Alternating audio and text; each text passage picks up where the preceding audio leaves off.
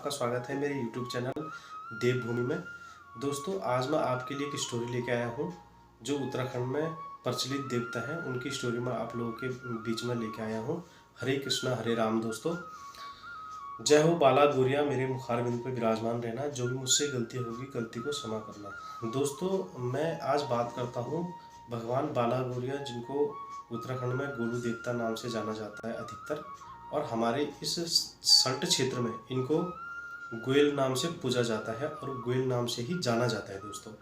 और वैसे पौड़ी गढ़वाल में इनको कंडोलिया देवता के रूप में जाना जाता है। इनके कई नाम हैं दोस्तों, 2-3 नाम हैं इनके, तो ये एक ही हैं, जैसे गोलू, गोयल, कंडोलिया देवता या गोरिल देवता, तो ये सब एक ही हैं। ये गढ़ चंपावत के राजा हैं बाला गोरिया। तो इनकी मैं जन्म की कथा आप लोगों के बीच आज रखना चाहता हूँ दोस्तों। तो इनकी कथा कुछ इस प्रकार है दोस्तों। बहुत पुराने समय की बात है। नेपाल के राजा तिलराई अपने राज्य में राज करते थे और इनके राज्य में लोग बहुत ही अच्छी तरह अपनी ज़िंदगी व्यतीत करते थे और ये बहुत न्यायप्रिय राजा थे, जो कि अपने राज्य में अच्छी तरह लोगों को देखभाल करना और अपने राज्य में भ्रमण करना, काफ़ी अच्छा राज्य इनका चल रहा था। तो इनके एक पुत्र हुए, राजा तिलराई के एक पुत्र हुए हलराई। हलराई भी बहुत अपने पिताजी की तरह बहुत ही न्यायप्रिय राजा थे, जो कि अपनी प्रजा में बहुत ही अच्छा कार्य कर रहे थे। तो होते करते समय बीतते गया, तो इनका भी अंतिम समय आ गया दोस्तों। जिसने एक बार जन्म ले दिया, वो उसने एक बार मृत्यु लोक को छोड़ के तो जाना ही है। तो राजा हलराई भी अपने राज्य करते करते ये भी स्वर्गवास हो गए। तो इनके एक पुत्र हुए जिनका नाम था झालूराई। हलराई के झालूराई जो पुत्र हुए, तो वो भी अपने बाप दादाओं की तरह अपने राज्य को बहुत ही अच्छी तरीके से चलाने लग गए।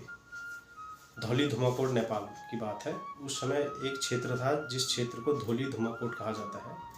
एक धुमाकोट तो हमारे पौड़ी गढ़वाल में पड़ता है, वो वाला धुमाकोट नहीं, जो नेपाल का धुमाकोट है दोस्तों, उस धुमाकोट की मैं बात कर रहा हूँ। तो वो धौली धुमाकोट के जो राजा हुए, वो राजा झालूराई भी अपने बाप दादाओं की तरह अपने राज्य को बहुत ही अच्छी तरीके से चलाने लग गए। पर इनके पास किसी भी चीज़ की कमी नहीं थी, जैसे सोना चांदी, धन धान्य और पशु, खेती और सैनिक बाहुबल सब इनके पास था। इनके पास कमी थी तो ये सिर्फ निसंतान थे। इनके 7 रानियाँ थी, जिससे इनको संतान की प्राप्ति नहीं हो पा रही थी। तो इन्होंने एक बार बहुत परेशान हुए संतान के लिए। तो इन्होंने एक बार अपने राज्य के जो इनके कुलगुरु थे, कुलगुरु को अपनी कुंडली दिखाई।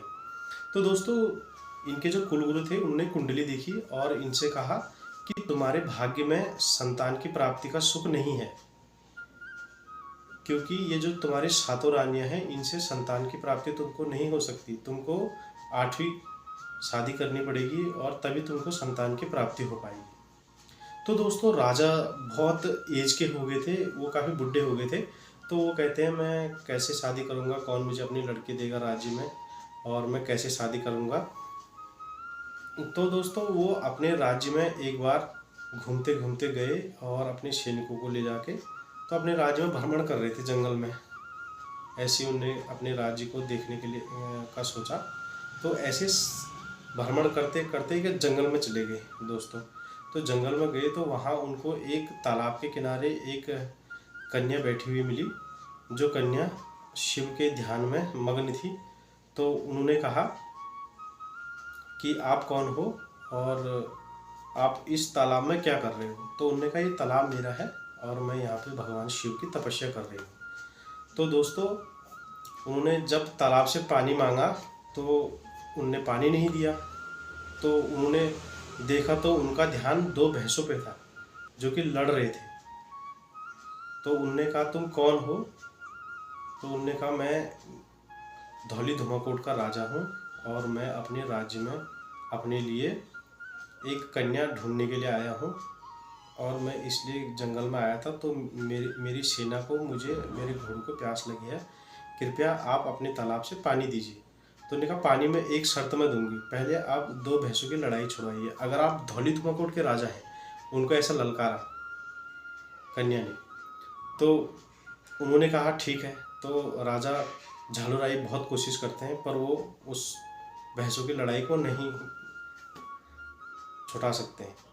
तो उसके बाद जो कन्या थी, कन्या गई, उनने दोनों भैंसों के कान पकड़े और दोनों अलग अलग दिशा में फेंक दिए दोनों भैंसें। तो उनने देखा कि ये स्त्री तो कुछ चमत्कारी स्त्री लग रही है। तो उनने उनका परिचय पूछा कि आप कौन हो। तो वो कहते हैं मेरे कोई माँ बाप नहीं है, मेरे माँ बाप जब मैं छोटी थी तो बचपन में ही गुजर गए।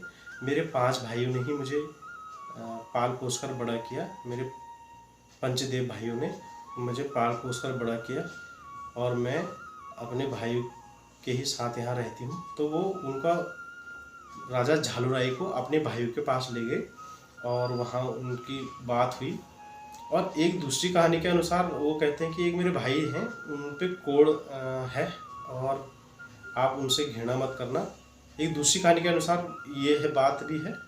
और जो मैं आपको बताना चाहता हूँ वो एक जागर परंपरा के अनुसार ये था कि वो अपने भाइयों के पास, 5 भाइयों के पास राजा को ले जाते हैं और राजा अपनी बहन 5 भाई अपनी बहन का हाथ राजा के हाथ में दे देते हैं। तो एक स्टोरी तो ये है। एक स्टोरी है जागर परंपरा में ही 2 स्टोरियाँ हैं। तो एक स्टोरी ये है कि उनके भाई को कोढ़ था, जो सबसे बड़े भाई थे, और उनके कोढ़ की बीमारी के बारे में वो राजा को बताते हैं। तो राजा उनकी मदद करने के लिए जड़ी बूटियाँ पहले होती थी उस ज़माने में। जड़ी बूटियों का आज भी है पर आज सब फेक चल रहा है दोस्तों, आपको भी पता है। तो जड़ी बूटियों के जो वो होते हैं, वैद्य लोग होते हैं, उनको ले जाके उनके बड़े भाई का कोढ़ उन्होंने ठीक किया। तो उनके बड़े भाई ने कहा कि मैं अपनी बहन का हाथ आपके हाथ में देता हूँ आज से। तो आप मतलब जो आपने मेरी मदद की है और मेरी बहन से आपको शादी करनी पड़ेगी। तो 2 मत हैं, आप जैसे आपको ठीक लगे। पर जो मैंने जागर परंपरा में देखी वो ये है कि जो 5 भाई थे, 5 भाइयों ने अपनी बहन उस राजा झालूराई के हाथ में उनका हाथ दिया था। तो राजा जाते हैं और अपनी निसंतान होने की बात बताते हैं, अपने राज्य के बारे में बताते हैं। तो जो उसके 5 भाई होते हैं, तो ये सारी बातें सुन के वो अपनी बहन का हाथ राजा के हाथ में दे देते हैं। तो कहाँ राजा 80-90 साल के थे और कहाँ कलिंगा माता जो थी, कलिंगा और कालिंका में अंतर है, ये आप समझ लीजिए दोस्तों। कलिंगा माता जो थी, कलिंगा माता केवल 16-17 वर्ष की कन्या थी। तो राजा झालूराई अपने रथ में सीधा अपने राज्य में पहुँचे। तो राज्य में ढोल नगाड़ों से उनका स्वागत हुआ और फूल बरसाई गई और राजा की खुशी, आने की खुशी में लोगों ने दिए जलाए और काफ़ी अपने राज्य में महोत्सव बनाया। बहुत खुशी की बात हुई। फिर राजा ने भगवान शिव के मंदिर में ले जाके अपनी शादी की। उनकी शादी हुई पशुपतिनाथ में ले जाके। तो उनकी शादी होने के बाद वो अपने राज्य वापस धौली धुमाकोट वापस गए और धौली धुमाकोट वापस जाने के बाद वो अपने राज्य में सकुशल रहने लगे। तो दोस्तों होते करते भगवान भैरव एक दिन, क्योंकि ये जो राजा झालूराई थे भगवान गौर भैरव को बहुत ही मानते थे और ये इनकी पूजा प्रतिष्ठा नित्य दिन करते थे। और क्योंकि इनके जो कुल गुरु थे उनने कहा था कि तुम्हारे भाग्य में संतान नहीं है पर तुमको भगवान भैरव की उपासना करनी पड़ेगी। तो ये बहुत नित्य दिन अपने भगवान भैरव जी के और महादेव जी की इनकी पूजा किया करते थे। तो एक दिन गौर भैरव इनके सपने में आए। उन्होंने कहा कि राजन, मैं तुम्हारे घर जन्म लूँगा, आप बिल्कुल परेशान मत होइए। तो राजा की नींद खुल गई। तो राजा ने कहा मुझे ऐसा सपना हुआ। सच में उनने जयकारा लगाया, जय हो गौर भैरव की, जयकारा लगाया और राजा फिर सो गए। तो दोस्तों राजा को दूसरे दिन रानियों ने बताया कि जो आपकी 8वीं रानी है ये गर्भवती हो गई है। और बड़ी खुशी की बात प्रजा जनों में फैल गई, पूरी प्रजा में, कि अब राजा को संतान की प्राप्ति हो जाएगी। और बहुत ही महोत्सव, फिर राज्य सजने लग गया, बहुत महोत्सव लोग करने लग गए। बहुत खुशी की बात थी दोस्तों।